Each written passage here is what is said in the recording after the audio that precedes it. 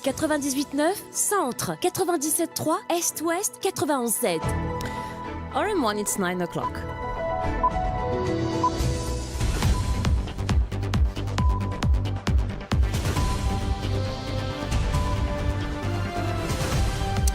The news presented by Eris Stewart. Good morning, Eris. Good morning, Sophie. The headlines. Mystery of Madagascar jet deepens as Prime Minister tables explosive report in Parliament. Government discusses shortcomings in National Agency for Drug Control while promising corrective action.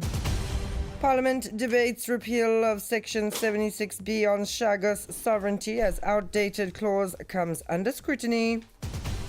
Road fatalities reach 101 since January as calls grow for stronger driver accountability and victim support. Points-based driving license system back under review to promote safer driving habits. In world news, Bolsonaro appeals 27-year coup conviction claiming judicial inconsistencies and unfair trial. And in sports news, Cristiano Ronaldo endures another trophy setback as Al Nassr crash out of Saudi Kings Cup. It's a story that has made headlines for the past 2 weeks. The mystery surrounding the private jet from Madagascar, which landed in the night of October 11 to 12, is gradually being clarified. Prime Minister Dr. Navin Ramgoolam yesterday tabled in the National Assembly the long-awaited investigation report into this controversial landing at Plaisance. The document highlights a series of errors, delayed communications and decisions made in haste. It also concludes that Jet Prime Limited's operations will now be reviewed. More on this report by Shabniz Uzaya Waidali, voiced over by Ashibatu. The conclusions of the report are clear. The investigation highlights a series of errors, delayed communications and decisions made in haste. It also establishes that Jet Prime Limited's procedures will undergo a complete overhaul. From now on, any request deemed politically sensitive must receive the personal approval of the Prime Minister. The Department of Civil Aviation will consult the Attorney General regarding possible legal action against the pilot, while the Malagasy Civil Aviation Authority will be notified for breaching international aviation obligations. This 5-page report, signed by Cabinet Secretary Suresh Stibaluk, details the events of the night between Saturday, October 11th and Sunday, October 12th. It all began at 9:58 p.m. while the Malagasy company Transocean Airways sent an email to the Mauritian Civil Aviation Authority announcing that Jet Prime Limited would be submitting a landing request. 2 minutes later, the pilot contacted the authorities himself, awaiting flight authorization. But the procedures are clear. No authorization can be granted without an official request submitted at least 7 days in advance. Yet, by 10 p.m., the jet had already taken off from Madagascar. It was only at 11 p.m. that Jet Prime sent a new request stating that 5 passengers and 2 crew members were arriving for tourism purposes. A major inconsistency, the report notes the plane was already in flight. Faced with the situation, Mauritian authorities sprang into action. At 11 p.m., air traffic control instructed the pilot not to enter Mauritian airspace. He replied that he had only 3 hours and 20 minutes of fuel remaining. Fearing a fuel shortage, Civil Aviation finally granted permission to land at 12 a.m. After verification by the Passport and Immigration Office and Airports of Mauritius Limited, the jet landed at 1 a.m. at Plaisance. 4 people were present to receive the passengers: Patrick André Rabeto-Kotani, Louis Raymond Daryl Rivette, Lovanirine Ravatomang, and Gilbert Noël, then director of Jet Prime Limited. Among the passengers were Louis Christian Ensé, former Prime Minister of Madagascar, identified as a politically exposed person in the International World Check database. According to the Prime Minister, the travellers were carrying 10,000 euros, approximately 528,000 rupees, along with 9 suitcases and 6 handbags. And during Prime Minister's question time, several topics were discussed. These include the cost of the state visit to India, the remuneration of the former governor of the Bank of Mauritius, and past recruitments at the DBM. We listen to this extract. The financial assistance would be the needs and priorities in Mauritius in several areas. India has also agreed to give us a grant of $25 million as budgetary support for this financial year. I wish to inform the House that the NADC, being a newly created agency, is still in the process of transitioning into a fully established organization. I must point out that my office has received a number of representations from NGOs as well as from independent persons regarding the performance of the NADC and the lack of coordination of efforts sur le terrain. In fact, as I said, it's a new agency. It must start doing, it takes time to do all this, but in fact government is not, I can't say we are totally satisfied with the way the agency has been operating, and we are intent to take remedial actions and to improve its effectiveness in the days to come.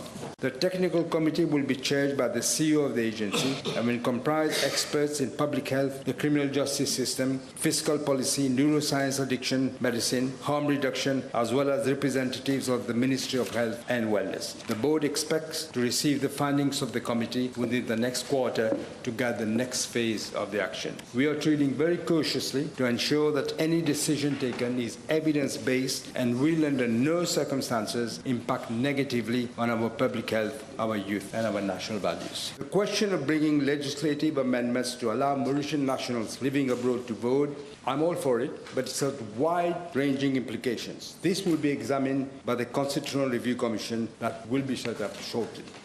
And still staying on Prime Minister's question time, Prime Minister Navin Ramgoolam acknowledged that the government is not fully satisfied with the functioning of the National Agency for Drug Control. This was in response to a question from independent MP Franco Quirin. The head of government added that measures are being planned to improve the agency's efficiency. Didier Rose and Ashibatu tell us more.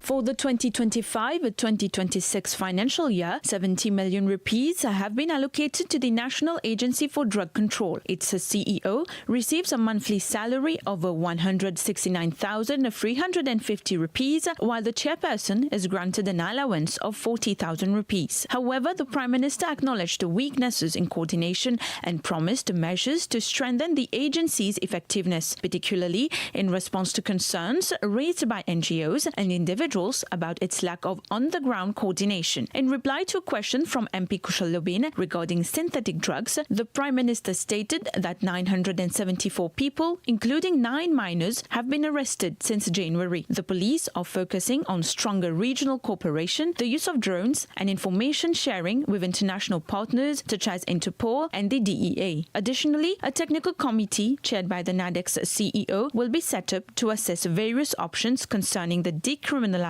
of cannabis for personal use. The committee will analyze the economic, social and health impacts before any decision is made. The government has pledged a cautious, evidence-based approach. And finally, a bill to repeal Section 76B was debated in Parliament during yesterday's sitting. The provision had criminalized any false representation of Mauritius's sovereignty over the Chagos archipelago. According to the Prime Minister, the section was adopted out of patriotism at a specific time to address an issue that no longer exists since the United Kingdom has recognized Mauritius's sovereignty over the islands. He added that such a clause could be misused and stifle debate on the matter. Rajen Narsingen and Shakil Mohammed also underlined the obsolete nature of this section.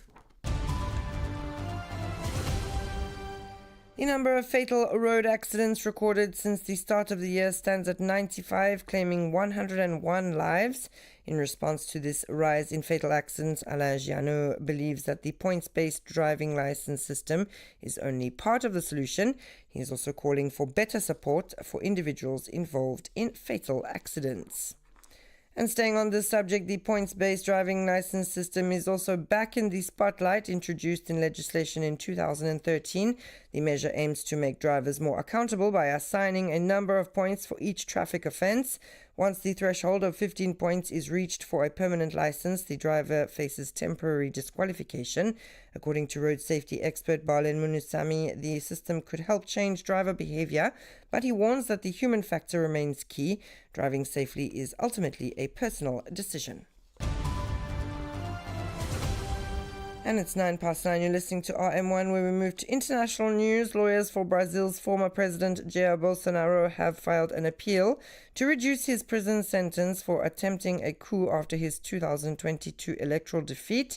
Judges convicted Bolsonaro of trying to overthrow democracy in September and sentenced him to 27 years and 3 months in jail. He has also been placed under house arrest since August.